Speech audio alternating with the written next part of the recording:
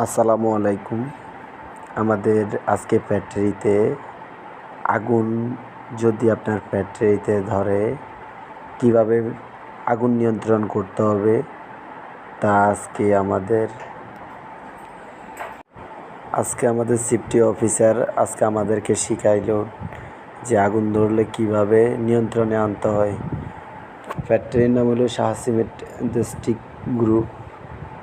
আমাদের ফ্যাক্টরিতে সকল কর্মচারীদেরকে আজকে ট্রেনিং দিয়েছিল আপনার কিভাবে আগুন ধরলে নিয়ন্ত্রণ করতে হয়। দেখেন একজন একজন করে সবাই দিতেছে আপনার কিভাবে আগুন ধরলে বা আপনার এটা নিয়ন্ত্রণে আনতে হবে। আগুনটা ধরে মতো তার আপনি মনে করেন পানি মেরে আগুন নেভাইতে পারবেন না, এই জন্য যেটা আপনার ফাঁসে থাকবে, যেটা দিয়ে আপনি আপনার করবেন সেটা আপনি এটাই ট্রেনিং দিতেছে।